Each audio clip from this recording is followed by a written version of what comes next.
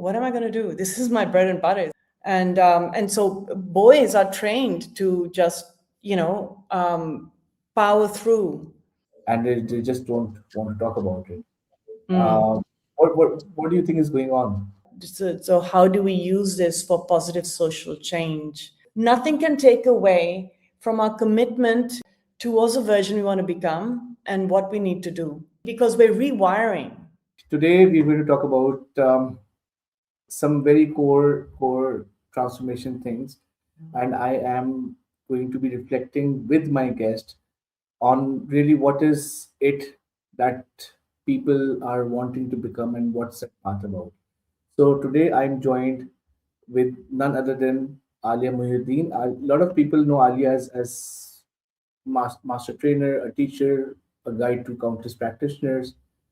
I know her as all of that, but I also know her as someone whose journey has amazingly, quietly, deeply unfolded, and thoughtfully and with a lot of depth. So let me bring in Alia here. Hi, Alia. Hi, Adnan. So nice to be here. Thank you for inviting me.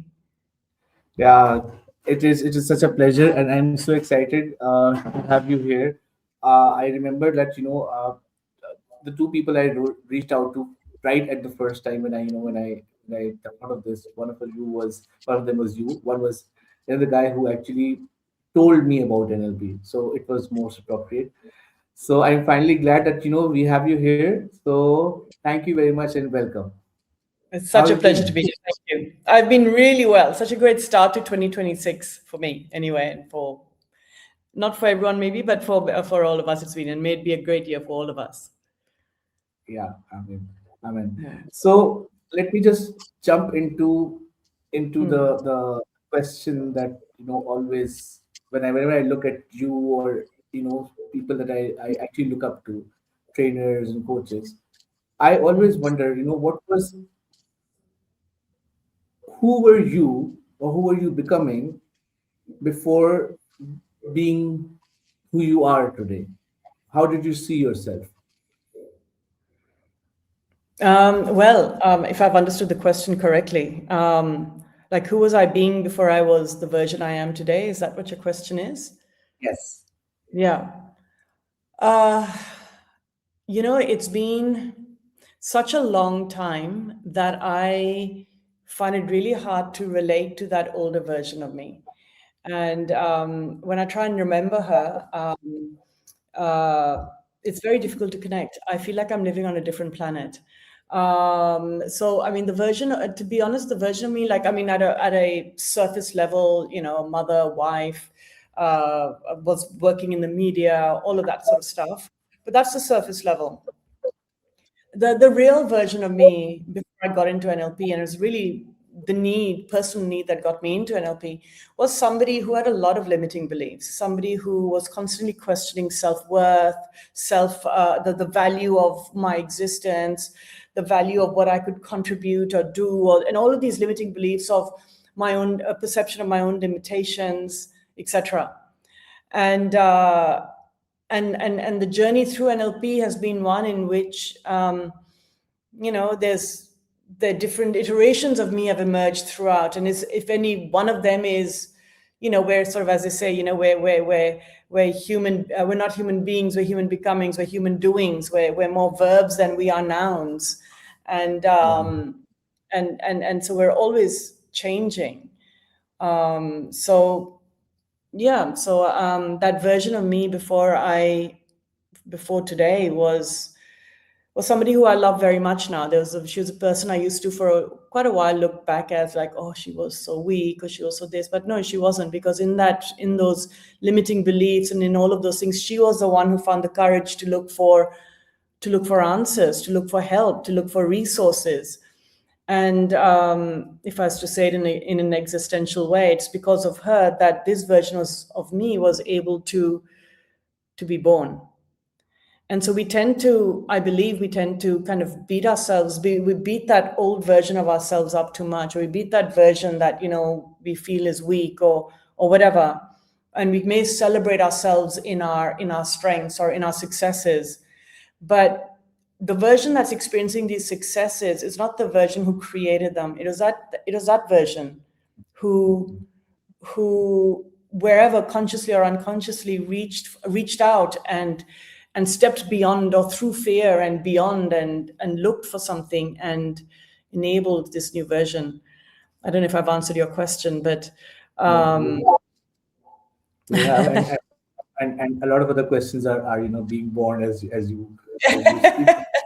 Yeah. yeah, Uh, but it's such a beautiful thought. We typically do differentiate between that version and this version, but we also try and shun that version, as if that's yeah, something bad about us. yeah, But it's so beautiful as a thought. I recall that NLP presupposition that people are doing their best at all times. So yeah, that version, yeah. yeah, yeah, So yeah. you to actually seek out resources. Say that again. What pushed you to actually seek out resources at Ah, right. this Yeah, path? so it was a period of time in my life where it was a very dark period, and I was feeling quite lost. I was questioning all the relationships in my life. I was questioning myself. I was questioning the value of my life. I felt I was living life at a very surface level, very superficial level, which at a deep down for me just didn't resonate. I felt like I had more to give and more to share and more to learn and a deeper depth to be able to live at, but I couldn't connect to it. I didn't know how to connect to it. And so it was a dark period of my life. And I was in Australia, and I was talking to a friend of mine, and she was like, I was telling her that how lost I was feeling, and I was like, look, I'm just looking for somebody who can help me figure out what to do. And I said, I know there's something wrong with me as such. I just don't know what to do. I feel lost. And so I need somebody to just help me to figure out what I want to do, and I'll do it. I know I'm capable of doing stuff, but I just don't know what it is anymore. And so she said, there is such a thing as a life coach. And I was like, a life coach? I think I've shared this in the past with other people as well. But life coach, what on earth is that? It's like, what, teaching you how to live? And she said, well, isn't Yeah, that what you're asking? And I'm like, yeah, kind of. I guess I am asking that. And as they say, angels come in different forms, and mine was this very dear friend of mine. And so I started researching, and I came across life coaching and coaching trainings and all of that. And so I signed up. And through that, it was learning NLP. I'd never heard of NLP until I signed up for that training. And yeah, and as I say, the rest is history.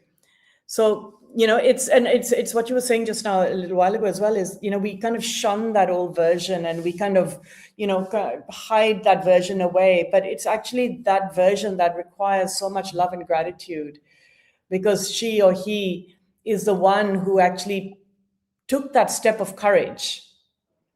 We're not taking it now. We are born from this version right. that we may love more, or we may be proud of more, or who's achieving things that version never thought possible, or whatever it might be.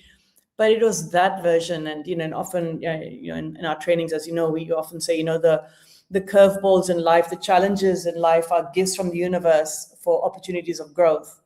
And it's that act of leaning into it that is the greatest gift and the greatest you know outcomes we'll achieve from that. So yeah, yeah. Isn't acceptability or acceptance of that version, isn't that a difficult thing really? Because I see a lot of people struggling with that. Um, how did that work out for you? Yeah, I agree, it is. And it's not even an acceptance, by the way. Sometimes it can be a disparagement. We're disparaging of that version of ourselves, or we're like, oh, we're kind of we're belittling of it. Yeah, And I mean, so much is happening at an unconscious level that you're not even aware of. So was I consciously aware that I was, when I look back at her, I was like, disparaging? No, I wasn't. But I also know, like, I do a lot of leadership coaching, and I work with some of the most senior leaders in Pakistan and overseas now.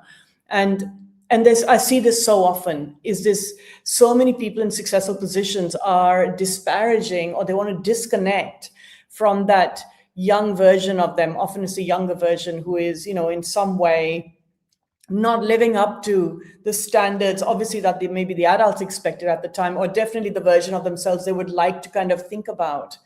And for me, one of the most meaningful things that I do, or I help them do, is to reconnect with that version and show that version the love and respect that it's due. And it's in that showing of that love and respect that's due to that version that we can actually stand much more grounded in the version we are, because we become one again.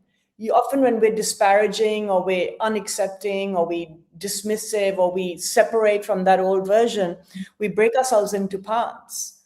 And Yeah. it's in the honoring of that version that we can come back to wholeness again and realize that we're the same. And it is through that this version is born. And it was that gave birth to this version, by taking those initial steps. So would you So call it an would you call it an evolution kind of thing, or I mean, because some people are living waiting for this miracle moment, when suddenly lightning will strike and everything will change and yeah, something will be born out of yeah, darkness. But it's more like an evolution, right? it is. It is. It's a slow evolution, and that's the thing. When sometimes people are waiting for this shot of lightning, or they want the magic. They don't want to go through the pain of change and evolution. And that's where they miss the point, because it is through pain that growth happens. Yeah. Because all pain is or fear is, or any kind of version of word you want to use for that, all it is I don't know yet, or I don't have the skills yet, or I don't have the capability yet. And it is through going through the challenges, it's going through that pain that builds the neurology within our system, which is what growth fundamentally is: neurological upgrades, nervous system upgrade, so to speak, nervous system greater complexity to deal with harder things. And it can only happen through challenge. And so most people will refer to it as pain or fear, but all it is I don't know yet. I don't yet know how to deal with this. I don't yet know whatever it is. I don't yet know something. And as I keep doing the do, that will slowly, not necessarily emerge, but it'll become clearer to me because I am creating it. And I think that's the difference that makes a difference, because most people are waiting for magic. Most people are waiting for, the Messiah to come in and fix everything. I don't have to do anything. They're coming in for that bolt of lightning, as you're saying. I don't want to do anything. People come to me or not anymore because I've made it very clear, but they used to come to me and say, oh, do NLP on me. That's code for I don't want to do the do. I don't want to make the effort. I just want to miraculously be fixed and my life to be perfect and I'm good. But that's not how it works. It is Yeah. leaning into discomfort that the magic appears, or the So magic is you ignited. you've had those people, do this Oh and yeah. kick. Yeah, and Yeah. just fix me. And Yeah. how do It's you me. see people like that? Because Yeah. it's like, I'm not a magician. You have to do the work. Yeah. And there's nothing, one of the precepts of NLP, there's nothing to fix. Nobody's Yeah, broken, yeah. right? People find So it really nobody's hard. broken, there's nothing to fix. It's you're maybe running strategies that aren't enabling you to get to where you want to get to. We can change that, but we can't. You can change that. I can just assist you, Yeah, in figuring that out. But you need to do it. yeah. So yeah. And as I was telling you backstage, I picked up this line, do the do, and I put it on my Mm. office room. That has prepared me to every time I have had a dream, or every time I've said I can't do it, or this is hard, I've just looked it up and I've said, you know, I have to do the do. Without doing that do, Yeah. there's nothing that is going to move forward really, right? Mm. And I was actually just yesterday I was telling my NLP practitioner cohort that if you there's no way that you cannot that you don't do anything and everything works out for you. Even if I were to put a robot that would put food in your mouth, you still have to chew it. Yeah. Yeah. have to do something. Without doing anything, there's no way any change will occur, right? Yeah. So Yeah. yeah, and there's pain. But I'm Yeah. I'm just curious. You talked about the fear of I don't know yet. Uh, what about the fear of I'm not worthy enough? I'm not good enough. Yeah. Yeah. You know, in the past, these types of questions I used to answer in a very different way. And I've changed my approach to these questions. I've changed my thinking about these questions, actually. And I'm not worthy enough. I'm not good enough. Who am I? All of this. And yes, there's all of this concept of limiting beliefs we have, and life story and history, and maybe a parent or whatever it is that, made us feel that way. At the end of the day, these are still the what we call the red herrings, the distractions that's stopping us, that we're choosing to focus on instead of where we want to go. Yeah, Because it's easy to not do anything because I believe I'm not good enough. just to hide behind it. Yeah, and I don't mean that in a judgmental way. That can sound very judgmental and harsh because, so I don't mean it in that way. And it's like, you know what? And there's this, you don't need to get over your stuff before you do stuff. You don't need to get over your limiting beliefs. You don't need to get over your lack of worthiness. You don't need to get over your pain to be able to move. It is in the act of moving towards where you want to go, in spite of believing you're not worthy for it, in spite of believing that who are you to have that, to achieve that goal or have that success, in spite of it, you still do it. And that old belief just withers away. Because as you know, in NLP, beliefs, we treat our beliefs as truth, as fact. But all beliefs are made up stories to make sense of the world we live in, and who we are. Yeah, And so sometimes, and it's not done on purpose, but we hide behind these things. And yes, we may have been told from childhood that who are you to, I'm not worthy and I'm not this, and who are you to think this about yourself and all of that, sure. But we're still choosing it. And there's some people who, in spite of all of that, will still power through. They will still put their head down and face that storm and power through the storm. And on the other side lie the blue skies and the calm seas and the nice weather. So to say if I'm not worthy, there's no point trying to get over that belief, because what you give oxygen to is what's going to grow. But when you are actually focused on something else, then, okay, you're not worthy. That's fine. Park it. What's your desire for this in the first place? Because I desire it. Okay, well, let's work towards it. And yes, as you know, we have techniques in NLP to help with limiting beliefs and all of that. Sure. But nothing changes until we start actually focusing on the desired outcome. And in fact, one of the things I say in my trainings is, we have goals, and it's important to have goals and stuff because it's, gives us direction. It gives us foundational foundations and strength, etc., all of that towards tangible or intangible goals, whatever they may be. But really, the purpose of goals is to grow into the version of us that we yeah, need to be to achieve those goals. And the yeah, true outcome of it all actually is the growth of self into yeah, versions of ourselves that we are capable of being. And fundamentally, no one is worthy yeah, and no one is unworthy. No one has a right. So everyone is as worthy as anyone else. No one is special enough to be worthy or unworthy. yeah. Does And that? it brings me back to what you said just before this, that Mm, you just don't know yet. So how do you know whether you're worthy or not? Unless you're actually going to go in and try and do the do, yeah, right? yeah, Maybe it's not made for you, but you would never know unless you try. yeah, And if you're stuck in that I'm not good enough, I'm not worthy enough, so you'll never be good enough or you'll yeah, never be worthy enough. yeah.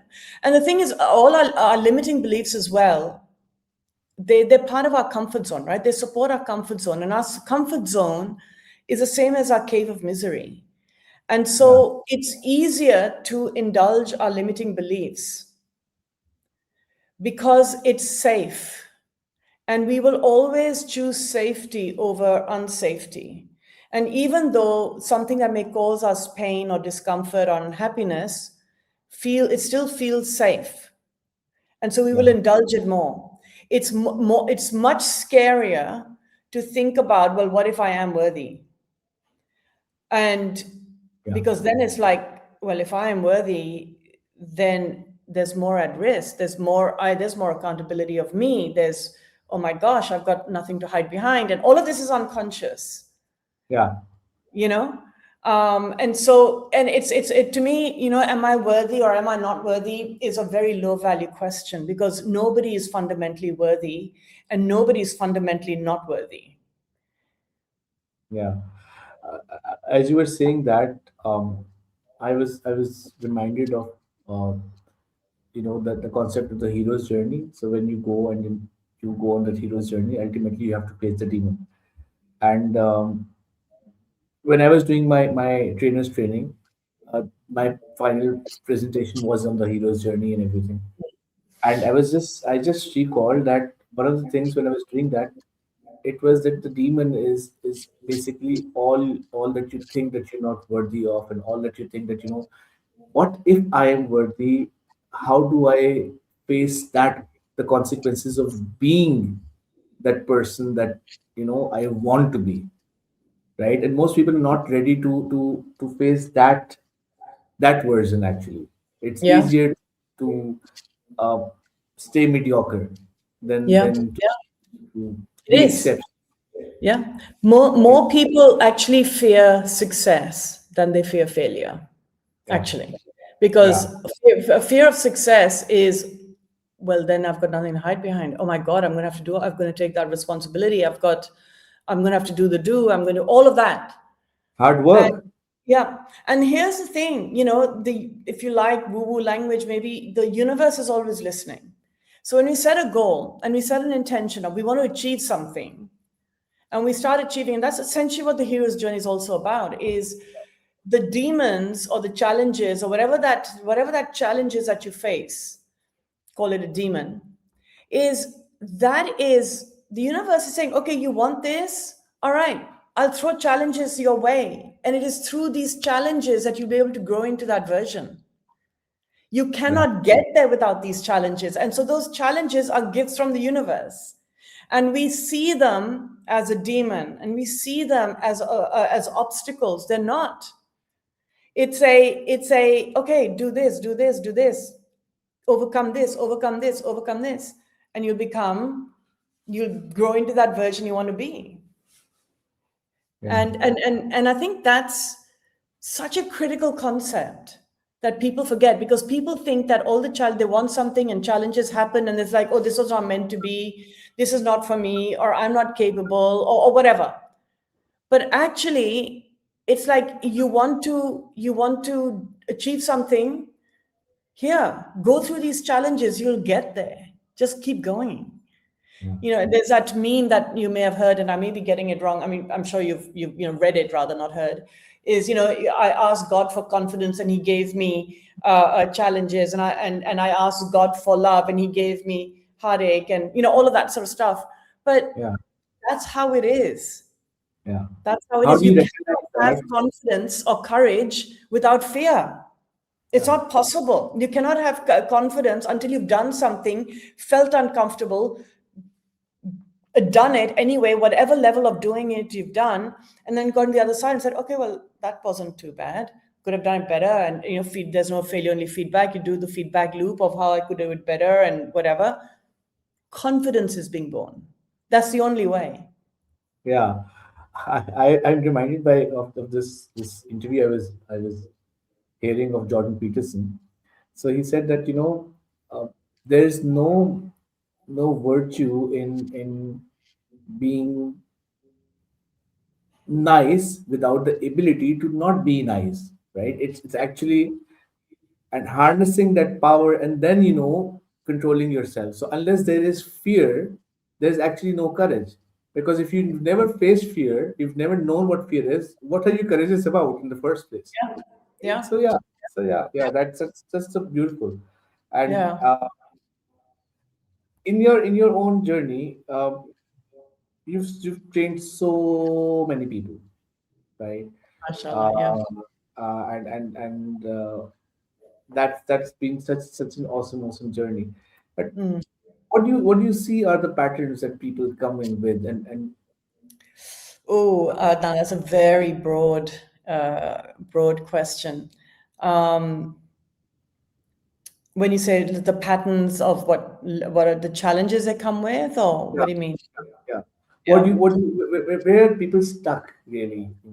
When they You walk know, into. it's a very broad question and a very difficult one to answer because it's so broad. What I will say is, I mean, the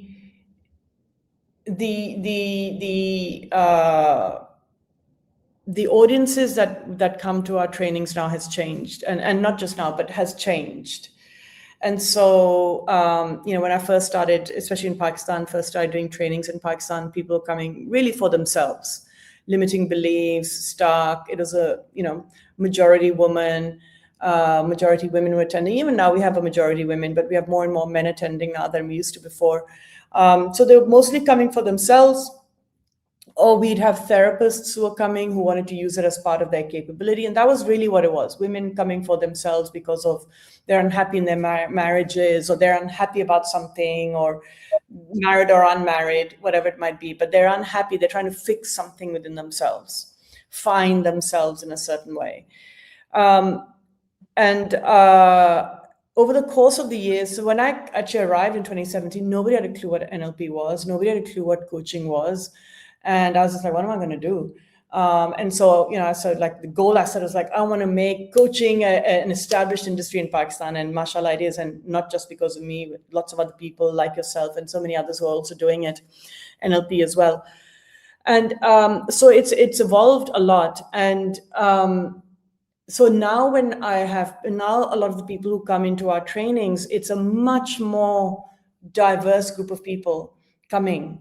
And there are more people coming from the business sector, from the corporate sector, people coming who are doing well in life. So it's not like they have a problem they're trying to get over. We have a few of those as well, but it's a very small cohort actually now. Now the people who come into our trainings are people who recognize the value of how NLP can enhance their capabilities.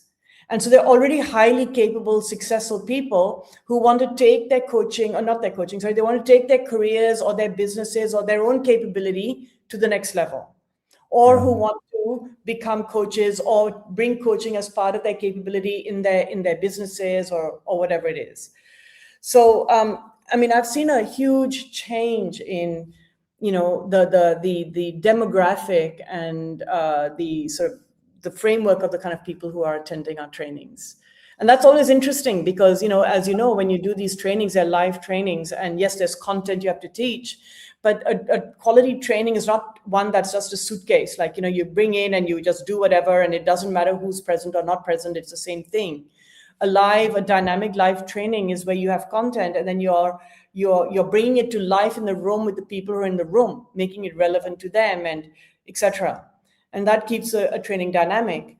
And so, so we have a very different style of people in the trainings now. So it's exciting. And the quality of the questions changes, the engagement changes. And it keeps, as a trainer, like I keep telling people in all our trainings, like, I learn something new in every single training. In yes, every single training, I learn something new. And because I need to teach things in different ways, I learn it and have a different perspective to it as yeah, well because of that. And then in each training, and I feel like I kind of know my content pretty inside out now. And I will kind of know what level or depth to teach it at, depending on, the people who are in the room.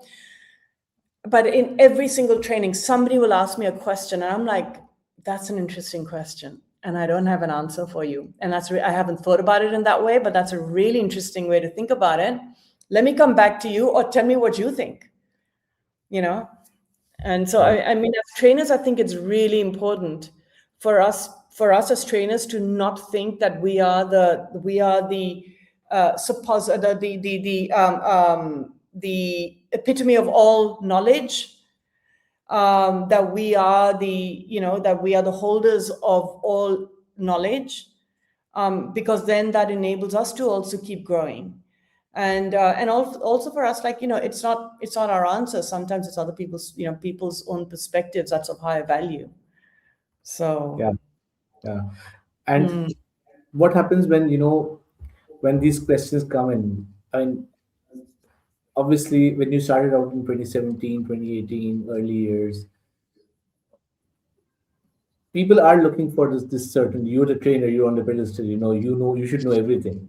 So yeah, so what happens inside you yeah, when I'm trying to learn, because I'm in those phases where some yeah, yeah, yeah. question, wait, I need to check. So, so So so first of all, I didn't start in 2017, 2018. That was in Pakistan. I was doing it in Australia before that. But yeah, in Pakistan, I started in 2017. Um, in terms of safe, so if the question is if people are asking me advice for their own challenges, is that what you mean? no, in NLP training, there are always questions and perspectives that somehow On we've not content, thought of. Yeah, on on NLP? content, on yeah. And I know, because I've been in the room. Sometimes people ask very broad questions that that are slightly, they're not really content related, but Yeah. obviously people are making their own mind maps and their own connections. Yep. Yep. And so, the when people ask these types of questions in the room, that's gold. That's absolutely gold, because what that is giving you as a trainer feedback of how, meaning of communication is the effect it has, right? Meaning of communication is the meaning that's being taken. And so when people are asking, say, out of left field questions, or very broad questions or whatever, that is feedback as a trainer of, okay, I've shared this content, and in my mind this is what I was sharing, and this is the meaning. And the questions that come back is like, that's feedback on how the meaning has landed. Yeah, So whenever I get questions about content, to me that's gold. I value that a lot. And so then it's like, okay, well, how do I re-explain this in a way that it lands for them as close as possible to what my intention of meaning is? Sometimes it can go back and forth for a bit. And remember, we're in a room, right? So somebody can be stuck. Now they can hog the whole room. Everybody else has gotten it, and this one person is just hogging the room. Now that yeah, doesn't serve the room. And as a trainer, you have to be really careful of that. And so I will maybe share it in a different way that will make it that'll be of value to everybody in the room. But sometimes I'll also be like, okay, so what is it you're not understanding, and what do you need to understand to get it? Put it back on them. Because also remember, deep structure, surface structure of communication, I'm mind reading what I think they don't understand. yeah, And so that's from that perspective I'm replying. And sometimes just to break that loop is like, okay, what is it that you're not getting? And what do you need to understand, or what do you need to get to be able to understand the concept? yeah, Sometimes I even ask the rest of the people in the room, is there somebody else who has an explanation that could help this person better than, clearly there's a loop happening here that's no longer working. So is there somebody else who has a perspective that could maybe make it land for this person? yeah. And I rely on that a lot, because sorry? I rely on that a lot, because sometimes it's my communication, or the way Yeah, I'm looking at it, and someone has understood it in a very different way, yeah, and they just click like this. yeah, yeah. So yeah, yeah, yeah, But those, like, I've seen, I've experienced trainings, I've seen other trainers, and been in trainings where I experiences where a trainer will shut down questioning. And yes, there is a whole thing, you've done the whole trainers training thing about having managed time, etc. But um, it's good to embrace trainings. Embrace questions. It's gold to have questions coming back at you, because that gives you that's the feedback loop for you to kind of understand how well other people's understand how the content is landing. Yeah. That's super important. Otherwise, what's the whole purpose? And then the other part is, we can never, as trainers ourselves, we can never stop learning. Yeah. So, we may have learned the meta model or the Milton model or this model or that or this or anchoring, whatever, all of this strategies, whatever it is, done it 100 times, know it, understand it. But if we engage in a mindset of constantly upping our skills, upping our knowledge, to this day, I have conversations with mentors, with other people that I look up to, or even, like I said, people in the room will ask a question that I'd be like, my God, that's an interesting perspective. Never been asked that question before or heard that perspective before, but that's really interesting. And so I think also as trainers, we need to be to be grounded in our own self-confidence of having control, if you like, control being a low value word, of our knowledge and our capability. And then we can respond to answers or respond to questions, etc. And underneath that is, and also curveballs, that people can ask certain types of curveballs, because we don't have to always have the answer. And many times I'll say, look, it's a perspective that I haven't thought about. It's really interesting. Let me get back to you on it. And I'm not the suppository of all knowledge. I and it's okay. And it's okay as trainers to not be that, because the last thing we want is people to think of us as gurus, that we are Yeah. somehow these, where we're seeing it in the world today as well, that you sort of start holding these people and they try and build themselves into that they are some kind of nearly otherworldly. And that's just then we're feeding an unresourceful ego. But true value is the act of service, which is, I have this capability and this knowledge and that I'm sharing with you, and I don't have all, I'm still in a growth cycle myself. And so from the best of my capability, I can answer it. I'm just so many thousand steps ahead of you, maybe in some ways, or a few hundred steps ahead of you in some ways, but that's okay. Yeah. We're all on the journey. Everyone's But on a journey. Everyone's on a journey. Yeah. yeah, And it never it stops. it It does never, not. It it does was never, not. and it was never meant to. Of course, of course. Mm. And I think as a trainer, or even as a coach, there's always so much that we learn. It's. I mean, I jokingly I call it. They're paying us the money, but we're learning, right? We're Yeah. growing as well, right? So it's a great Yeah. job to do, because Yeah. every time there's someone who will make you think. As a coach, will make you think, put a question, and every conversation is so unique and so different, because people are as unique as they come. Yeah. So what my as you were talking, I was also thinking. So you started off as someone who wanted to understand life coaching or get a life coach, and then you went into NLP. What made you actually? I mean, I can tell you what made me actually teach it. It was you. But Oh, thank you. what made you actually say, well, this is something I want to go out to the world and spread and teach. Yeah. Oh, great question. I fell in love with it when I started noticing the changes in my own life and in myself and my own sense of emotional equilibrium and my relationships changing around me. And I often share it in my room, in my training room. You may have heard it. Is that one time I was sitting with my kids at the dining table, we were having dinner, and we were laughing about something. We're having a great time. We're all three of us laughing and just loving each other's company and enjoying each other. And then suddenly my daughter, and they were in school at the time, and suddenly my daughter became really quiet. And she said, Mom, you used to be such an angry person. And it broke my heart, but it also made me realize that they were also seeing the change, because as we know, anger is a protective emotion. It's sort of it's just like a band-aid. And so as I kind of journeyed into myself and connected into the deeper versions of me, and was developing a healthier relationship with myself, I was able to develop healthier relationships with people around me. And uh, um, yeah, so I mean, and help other people in coaching. And so then it was like, wow, what an impact one can make. And and that was the whole thing right in the beginning. It's like my life was so shallow. It was like these, what are I was creating no ripples. And for me, as a core value, that's really important. Like for me, I come very much from the value system of that we are here, that we are spiritual beings having a human experience. We're here for acts of service or for growth or whatever, and they're all the same thing.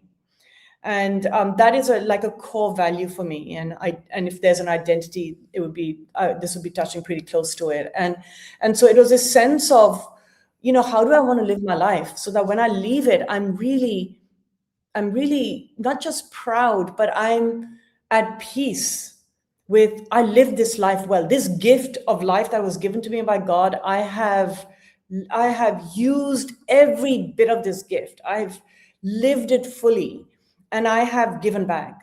It's as close to core value and identity as it comes for me. And so trainers training, and so that was passion and purpose aligning together for me doing trainers training. And in fact, one of the things that was part of encouraging me, that also pushed me, one of the many factors that was pushing me towards trainers training, or wasn't a push, it was a pull, was I remember doing it, and I was in Australia at the time, and thinking, this would be such high value in Pakistan. And it was a sense of, I would love to do this. There's so many people in Pakistan that could, get value from it. And so that was a purpose, that was a dream. It was never a goal. It was a goal eventually, but it was a dream initially. And it was, that dream came from, I was talking to a friend of mine, who was in the social sector in Pakistan, and said, Pakistan is a very, it's a multi-generational traumatized society. And so for me, it's like, what, because I know the gift that NLP gave me, or I got from it. And so I recognize the value of how this can serve others. And so that was where, it's just passion and purpose. And in fact, I would say it's passion, purpose, and ambition. I think I've always been an ambitious person. And to me, ambition and passion go together. Yeah. Many people think that ambition is an ugly word, and for me, it's not, because most people associate ambition just with money or with something. But for me, ambition is growth. Is like, what do you want to do? How far can I go? World's my oyster. Sky is the limit. Is ambition, and Yeah. and to me, true ambition is grounded in gratitude. And so, so I've always been somebody who is excited by challenge, who's excited by growth, and excited by what are the potentials and what can I do? What if, What if? I don't hold myself back with what if am I worthy or am I not? It's like, nope, I'm not worthy, and I'm not worthy. I just don't know it yet, or haven't done it yet. I'll figure that out when I'm there. And it's not about worthiness at the end of the day anyway, because that's such a I am worthy. Any I am statement is an identity statement, which we know is made up. It's a Yeah. fallacy. It's such low quality thinking. And people come into my rooms, right, into our trainings, and they're like, oh, I'm here to find myself. I said, well, here's a mirror. There you are. Easy, done. But the high quality question is, what do you want to be? What do you want to create? What sort of person would you like to be? Would you like to become? That's a high quality question. So it's not about who we are, because we're constantly changing. Yeah. Yeah. And, So and in that's, that respect, identity is a constantly evolutionary process. yeah. Yeah. Yeah. Absolutely. And identity is shorthand, right? It's surface structure for deep structure sense of where we are at any given moment. Yeah. And so, yeah. And we have so many identities. We don't just Yes. have one. So which one is the right one? And there is no right one. There isn't. In fact, I mean, at every time you are choosing which identity shade, so to say, to actually carry forward at that point in time. Not just roles; it's bigger than that. But these are Yeah. different aspects of who you are, and that's all of you together at the same time. Mm. Yeah. You mentioned something about, I mean, because you were talking about, Pakistan being multi generational traumatic, generation. Multi-generational trauma. Yeah. Um, the women who probably realize this, but I know we've talked about it. You've talked about it in the trainings. I've also struggled with it. Men just don't think of these things as really important, and I think they're suffering with a lot of trauma themselves, and they just don't want to talk about it. Mm. What do you think is going on? Men are not coming to trainings. Men are not taking up coaching. Men are not going to therapies. It's become very female oriented, so to say. Yeah. Well, I Yeah, will say it is changing. I will yeah, say it's changing, right? There are more men going to therapy, and there are more men going for coaching. There are more men attending therapy trainings and and NLP trainings and stuff. There is the trajectory is in the correct direction, and that in the there's no such thing as correct, but it's in a positive direction. Now, in terms of I mean, men have been trained to be stiff upper lip, right? To be strong, and and to show emotion or to show weak and to show vulnerabilities to be weak when it's not. And so boys are trained to just power through. yeah. And this is a global phenomena. It's not just a Pakistani thing. It's global. Boys will be boys, and or not even boys will be boys, but boys don't cry, and all of this sort of stuff. It's like, no, that's not true. And I think there is more and more of that is being recognized and acknowledged. And at the end of the day, also, I mean, I'm not even talking about big traumas. Nowadays we also use, like, we use this word too much, to be honest. And as I start calling it like the small t trauma, but really it's that version of us that we want to be. It's nothing can take away from our commitment, if we have it, towards a version we want to become and what we need to do. And all this other stuff falls away because we're rewiring. Hmm. And that's where the trick lies, really, or the magic lies. So yeah, I mean, to me, NLP is, you give a person a fish and they will eat one meal, but you teach them how to fish, and they can feed themselves and their family for the rest of their lives. And to me, that's what NLP does. It teaches them how to fish. And as they learn how to fish, they can feed themselves and their families for the rest of their lives. And that to me is the greatest value. And when we look at societies like Pakistan, in many spaces, people haven't gotten the skill sets or equipped. And for me, those are the ripples. It's like, what is that? So how do we use this for positive social change and positive social development? And so, yeah, yeah. And 9 years now, from 2017 to 2026. How do you see if NLP and coaching evolve? There's a lot of contribution from your side. Say that Uh, again, sorry. how do you see coaching and NLP evolve over these 9 years that you've been around in Pakistan? So from the Pakistani perspective, oh my God. Like I said, when I first arrived in Pakistan, sorry, when you said 9 years, I was blown away. It's a decade, because I keep talking about, Yeah, a decade from now in my trainings. And I'm like, oh my God, hitting a decade. yeah. So when I first arrived, I used to do leadership coaching in Australia. So I used to do NLP trainings and leadership coaching and other types of trainings and leadership coaching. And so I came as like, okay, I was going to partner with somebody to do NLP trainings, but I was like, okay, how do I get into my leadership coaching? And so I started approaching a lot of companies and explaining what I did, and there was coaching, and this is what we do, and this is how it works. And they're like, is that like therapy? Is it like training? It's like, no, it's different. It's Nobody could understand what I was talking about. They're like, okay, well, conduct a training for us. I was like, no, coaching is like one-to-one leadership coaching is a bit different, and etc. And I'm not going to name any companies, but I just want to say that most of those companies are now clients of mine, and I coach all of their C-suite, or many of their C-suite leaders.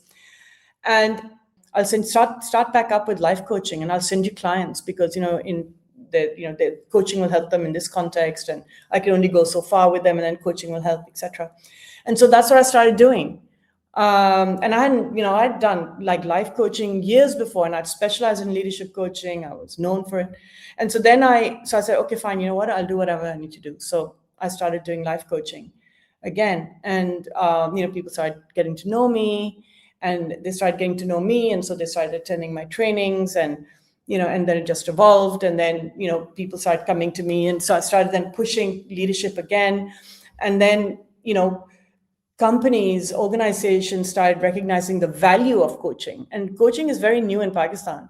They started valuing they started recognizing the value of coaching. And then, so they started started getting international coaches. I'm like, what the hell? you know,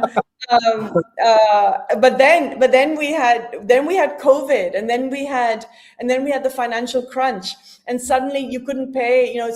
They're sending dollars out of Pakistan was difficult, and suddenly all of these people like, oh, it came to me, and so now, so mashallah, that's how my leadership coaching grew, and it's we have a very diverse and very high value group of people. I love this coaching because it's you're engaging with really interesting people, and it's I love it. And so coaching today is something that all organizations are looking for in some format or another. It Yeah. is a very, very recognized, respected, and established industry in Pakistan. So yeah, and it's about it's less than a decade old. Yeah, yeah. I was speaking to someone last week from the corporate sector, and Mm, they were people who invested a lot in trainings. Those mm, big fancy yeah, trainings and all that stuff. And trainers in, yeah. yeah, and then they just approached me for a coaching work, a coaching assignment, and you know I was like, well, of course, I'm happy to do it, but I'm just interested to know what made you go for coaching, because you guys are known for doing trainings, and they Mm, said, well, trainings are good, but if you really want to develop people, you will have to work one on one with them, and that's where mm, coaching comes in.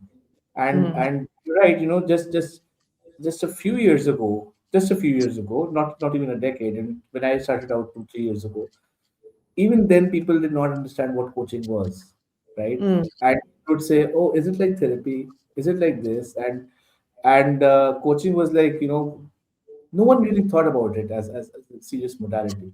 But I think now it has Yeah, evolved, it's right? very much. I mean, I noticed a change around COVID times, and because that's when people were really. I mean, I had corporate clients even before COVID, but again, it is mostly trainings oriented, and it was during COVID times and post COVID that there was this big growth, big jump, and Yeah. now, yeah, it's very established, and people are looking for coaches, all types of coaches.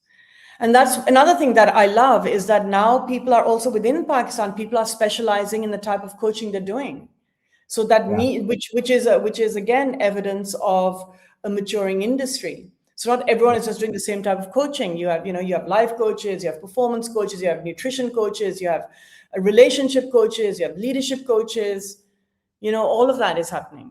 So we're Yeah. also like now launching a leadership coaching training, so to actually train coaches in specifically in leadership, because actually very few leadership coaches in this country are trained in leadership coaching as such. They're essentially life coaches who've just using that skill. I I I, So I, I actually uh, uh, coaching does. I mean, of course, all coaching ultimately is about the person, so it is about one life, but mm, they do require different skill sets. So in yeah. our IC level 2 program, we have specialization tracks for so there's a core program and there's a specialization track for leadership set slash executive, and Mm, relationship and slash parenting and emotional intelligence. And when I was preparing the program and I was researching on this, I was mm, like, wow, there's a world of difference in how you approach all of these things. It's it's not like, okay, same thing apply everywhere. Because Yeah, how do you separate the person and then try and work and get focused on all those ideas? So yeah, it's interesting. But yeah. how do you see the future of NLP in Pakistan, coaching in Pakistan? I know you touched upon it that it's evolving, but do you see this growing exponentially, still slow? So, NLP is actually on the decline world over, actually. Yeah, Um, but we are part of the new world. yeah. And it is, so we're still in a growth phase. Um, so short answer is we're in a growth phase still. So it will continue to grow. The shadow side of growth of the success of the NLP, the industry of NLP in Pakistan is you do have these people who've done, Udemy courses and they're saying that they're NLP practitioners and master practitioners. And you do have people who are, they're NLP trainers and they've done a very short training or they've done a subpar training and stuff. And they're like, oh, I'm an NLP trainer, or I'm a this or I'm a that. And so you have, and so what that does is it, and being part of the leadership summit, that's what they've all been, like this good NLP, bad NLP, good quality trainings, poor quality trainings, and how poor quality trainings gives all of NLP a bad name. And now that's emerging in Pakistan as well. And I guess the indicator of success of any industry is that you get the shadow of it, which is mediocrity that tries to, um, uh, Feel off. feed off it. Yeah, And fine, it is what it is. And I think when you have a self-respecting, you respect yourself, you respect what you're offering, and you approach that with integrity, and you back yourself in your own professionalism and standards and ethics and all of that. These things matter.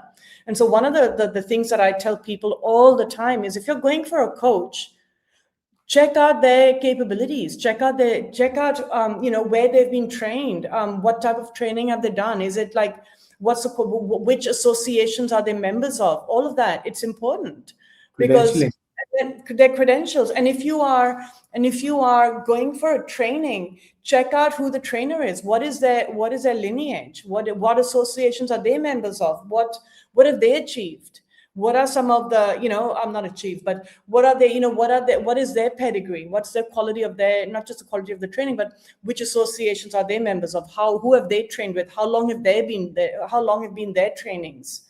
And rule of thumb, if somebody's offering a short training, you're not likely to have a quality training, because we know how much time it takes to conduct an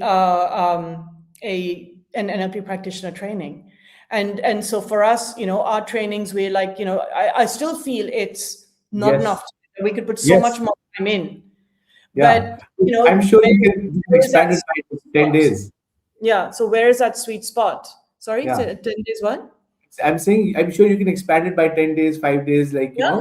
Yeah. there's so much to teach. There's so much Yeah. depth that you can still, And then you again, have to find that sweet spot, right? sweet Or spot, what is yes. that? Sometimes something is also what is too much, what is too much, and what is, Yeah, yeah. But the thing is, like, there are all these 3 days, 5 day trainings. I mean, that's not a quality NLP training. And so it is on the, and as a message for that to get out, that, it's important for a person looking for a coach. Okay, you're going to a coach because of you've word of mouth reference. Okay, great. Not everyone is everybody's coach, right? So maybe somebody had a great experience with this person and you don't. That's okay. Yeah. So word of mouth is one. The other one is, do your research about the coach. What are their reviews? Where have they trained? Associations, as I said. If you're attending a training, do your research about the training, about the trainer. How long is it? What associations are they members of? What associations will you have the eligibility to become a member of? On and on and on. These things matter. And so and that's the only way to counter it, because you will get mediocre, subpar, sub-quality trainings. You will get sub-quality coaches. You'll have all of that. That's just the nature of all industries. In medicine, you'll have really subpar doctors. You'll have people pretending to be doctors because they can get away with it. It's just in any industry you'll have that. So for me, it's the reflection of the growth and establishment and success of an industry when you have this shadow of it coming in, as I like to Yeah, call it. yeah, yeah. So It's encouragement in a different way. yeah, Yeah, yeah. yeah. Mm. Uh, and as I see it, I see a lot of, again, as I said, we were talking about it off stage as well, backstage, that there are a lot of 5 6 days 7 day programs, um, and a lot of people do approach NLP through a technique mode. NLP is all about techniques, but I know your take on that, but I want to still, on camera, I want you to tell me what you think of it. Yes, there are techniques that we teach in NLP, but it's so much more than that. I mean, NLP enables a much more meta position on our own sense of understanding ourselves and capabilities. And you can technically teach an NLP practitioner without going into any techniques, Yeah, actually. yeah, And so it depends on the audience and what's the purpose of the training you're holding. But it's so NLP is more about, it's the story that I share in my trainings is that, one time when I was in Sydney and I was going back after a training at the end of the day, I was going home, and that, I happened to get a taxi driver who insisted on chatting with me, and I just was not in the mood, and I was totally exhausted, and my brain has kind of shut down, and so he wants to know, what do you do? And I'm like, oh, I'm an NLP trainer, and this is what I do. And, oh, what does NLP mean? I'm babbling. I don't even know what I'm saying. I'm trying to explain in my sort of half foggy mind what NLP is, not really wanting to have a conversation. And he says, oh, so it's like a manual for your brain or a manual for your mind. And I'm like, oh my God, that is so true. That's exactly what NLP is. And yeah, and that's what it is. It opens up an awareness into understanding of ourselves and capacity uh, to create what we desire rather than be stuck in what we don't want or be stuck in the present. It's a capability that enables us to transform our relationships, transform our outcomes, professional, personal, tangible, intangible, any of that. Because it's a study of ourselves and what's happening under the bonnet of our yeah, car. So, yeah. And then there are yeah, techniques, and they help too, but it's not just about techniques. It's yeah, evolved beyond that, way beyond that. yeah. They're just a part of the very big um, uh, toolbox, so to say. I don't like the word toolbox because that still brings you to techniques, but Yeah, yes, it's a long curriculum, and there's some practical things that you think, but yeah, it's literally how your brain works, how your brain yeah, operates. yeah. And it's being able to, what NLP also enables is to being able to become aware of what's not necessarily obvious. So for example, in communication, like the meta model, as we were talking about earlier, it enables us to have insight into communication beyond the surface that we wouldn't have without it necessarily. We may unconsciously at times, but we don't really. And when we learn the meta model and we learn the concepts and the patterns that are in the meta model, it just gives us insight, deeper insights and capacities that we wouldn't necessarily have otherwise. Yeah, yeah. So So yeah, it's beyond our time, 2 minutes yeah, beyond. But so it's always sad for me to let go of my guest because you start to get the peak of the conversation, and then yeah. it's time.